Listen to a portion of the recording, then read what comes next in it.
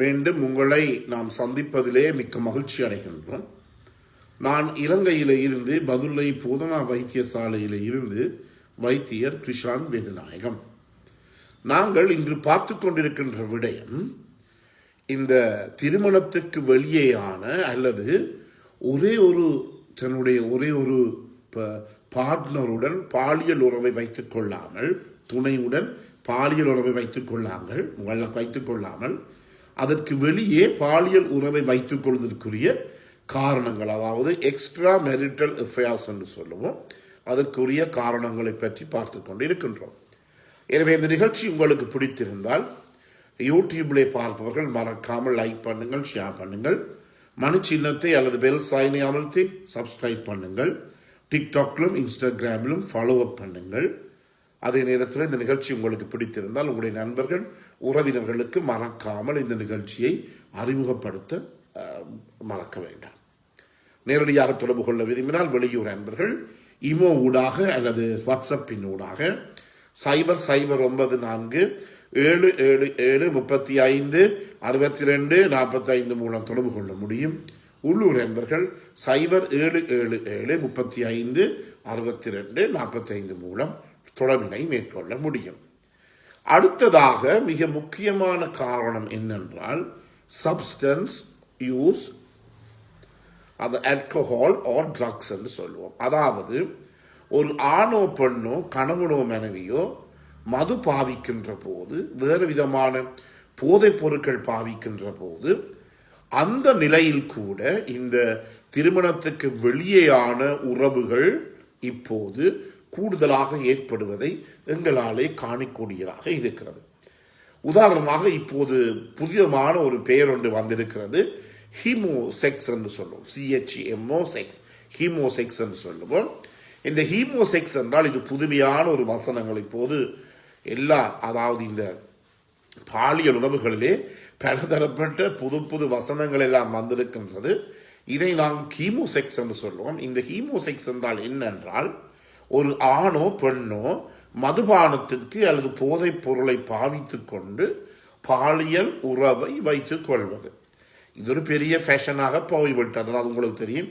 இந்த Bourne films, இந்த sex ஃபில்மை பார்க்கின்ற போது இந்த செக்ஸ் ஃபில்ம்ஸ்ல எல்லாம் என்னவாக இருக்கின்றது என்றால் இந்த மதுவை பாவித்துக் கொண்டு மனைவியுடன் இருப்பது அல்லது போதைப் பொருளை பாவிப்பது. எனவே இதுல என்ன பிரச்சனை இருக்குது என்றால் இந்த மதுபானத்தையோ போதைப் பொருளையோ நாங்கள் பாவிக்கின்ற போது அந்த மதுபானமும் அந்த போதைப் பொருளோ it lowers the inhibition. Inhibition என்றால் என்ன? எங்களுடைய மூளை நாங்கள் ஏதாவது ஒரு பிழையான காரியத்தை செய்கின்ற போது, நீ அந்த காரியத்தை பிழையாக செய்கிறீர் என்று எனக்கு சொல்லித் தருவது எங்களுடைய மூளை. எனவே இந்த மூளை பகுதியானது இந்த மதுபாவனையின் போது அல்லது இந்த போதைப் பொருளை பாவித்துக் கொண்டிருக்கின்ற போது இந்த பகுதி ஒழுங்காக செயற்படாது. என்றபடியானதான் உங்களுக்கு தெரியும், மதுபானம் பாவிப்பவர்கள், போதைப் பொருள் பாவிப்பவர்கள் வெட்கம் இல்லாமல் வீதிகளிலே விழுந்து கிடப்பதையும் வீதிகளிலே கத்திக்கொண்டு செல்வதையும் ஒவ்வொரு நாளும் எங்களாலே பார்க்கக்கூடியதாக இருக்கிறது. முக்கிய காரணம் என்ன? இந்த பொருட்கள் அவர்களுடைய மூளையினுடைய இன்ஹிபிஷனை குறைத்து விடும். It lowers the inhibition. என்றபடியாலே நன்மை செய்தாலும் கூடாது செய்தாலும் இது நன்மை, இது தூய்மை என்று சொல்லி அந்த பிரித்தறிகின்ற தன்மையை இந்த போதைப் பொருளின் பாவனை காரணமாக இந்த போதைப் பொருளுக்கு அடிமையாக இருக்கிறபடினால இல்லாமல் செய்துவிடும். என்றபடியினாலே நாங்கள் என்ன செய்தாலும் உங்களுக்கு தெரியும், எங்களுடைய நாட்டிலே கூட போதைப் பொருள் பாவித்துக் கொண்டு தன்னுடைய தாயை கூட கொலை செய்தவர்களை எங்களாலே காணக்கூடியதாக இருக்கின்றது. எனவே இந்த போதைப் பொருள் பாவனையின் போது தாங்கள் என்ன செய்கிறோம் என்ற ஒரு நியமம், ஒரு நியதி, ஒரு அறிவு அவர்களுக்கு இல்லாமல் போய்விடும். என்றபடியினாலே அவர்கள் யாருடனும் வைத்துக் கொள்ளலாம். சில நேரங்களிலே இவர்கள் நோயாளிகள் வருகிறார்கள், இந்த HIV எய்ட்ஸ் வந்த நோயாளிகள். நாங்கள் அவரிடம் விவரங்களை கேட்கின்ற போது நீங்க யாருடன் தொடர்பு கொண்டிருந்தால் ஆனா பெண்ணாது அது கூட அவர்களுக்கு தெரியாது. ஆணுடன் தொடர்பு கொண்டாரா அல்லது பெண்ணுடன் பாலியல் உறவை வைத்துக் கொண்டாரா என்று கூட அந்த சுயநினைவு கூட இவர்களுக்கு கிடையாது. எனவே இந்த பாவனை ஏற்படுகின்ற சில இடங்களில் இப்போது பெரிய ஃபேஷனாக போய்விட்டது. என்ன ஃபேஷன்? கணவனும் மனைவியும் வீட்டிலே பெரிய ஸ்கிரீனிலே இந்த போர்ன் ஃபில்ம்ஸ், பாலியல் திரைப்படங்களை போட்டுக்கொண்டு மதுபானத்தையோ அல்லது பியரை குடித்து கொண்டு அந்த திரைப்படங்களை பார்த்து செக்ஸ் பண்ணுவது. இது கனகாலத்துக்கு போகாது. எப்படி இது இன்ஃப்ளூயன்ஸ் பண்ணுது என்றால் இதையெல்லாம் இவர்கள் என்ன செய்கிறார்கள், இந்த போன்களிலே பார்க்கிறார்கள். இப்படிப்பட்ட அதாவது போர்ன் ஃபிலிம்ஸை, அதாவது நீல திரைப்படங்களை போனிலே பார்த்து அதை தங்களுடைய நடைமுறை வாழ்க்கையிலே வரவழிக்கிடுகிறார்கள். இது ஒருபோதுமே சரி வராது. இது கடைசி மட்டும் சரி வராது. அதாவது இதை நான் பிழையோ சரியோன்னு சொல்ல எனக்கு ஒரு விதமான உரிமையும் கிடையாது. ஆனால் இது சரிவருமான்றது உங்களுடைய நிஜ வாழ்க்கைக்கு, நியாயமான வாழ்க்கைக்கு இதை பற்றி, அதாவது போதைப் பொருளை பாவித்துக் கொண்டு போர்ன் ஃபில்மை போட்டுக்கொண்டு மனைவியுடனோ கணவனுடனோ பாலியல் உறவை கொள்வது என்பது ஒரு கேள்விக்குரிய ஒரு விடயமாக இருக்கிறது. நீங்களே அதை தீர்மானித்துக் கொள்ள வேண்டும். எனவே இந்த நிலைமையிலே இந்த ஆண்களோ பெண்களோ திசை மாறி போவதற்குரிய சந்தர்ப்பங்கள் இருக்கின்றது, இந்த போதைப் பொருளினுடைய அடிமைத்தனம் காரணமாக. அடுத்ததாக, இந்த போதைப் பொருள் பாவிக்கின்ற போது இட் இம்பியர்ஸ் ஜட்ஜ்மெண்ட். நான் முதல்ல சொன்னேன், தீர்மானிக்கின்ற தன்மையை இந்த போதைப் பொருளுடைய பாவனையானது முற்றாக கெடுத்துவிடும். என்றபடியினாலே சில பேர் என்ன செய்ய நிற்கிறார்கள் என்றால், தன்னுடைய மனைவிக்கு ஒரு மதுபானத்தை குடிக்க கொடுத்தால் அவர் என்னுடன் கூடுதலாக செக்ஸ் கோஆபரேட் பண்ணுவார் என்று சொல்லி, அது ஒரு விதமான ஆராய்ச்சிகளிலும் அது தெரிவிக்கப்படவில்லை. எங்களுடைய பகுதிகளிலே காமன், சில கூடுதலாக பெண்கள் மதுபானம் அருந்துகிறார்கள் என்றால், யார் அந்த மதுபானம் பாவனை அந்த பெண்களுக்கு பழக்கப்படுத்தினர் என்றால் அவருடைய கணவனாக இருக்கலாம் அல்லது அவருடைய ஒரு ஆண் துணையாக இருக்கலாம்.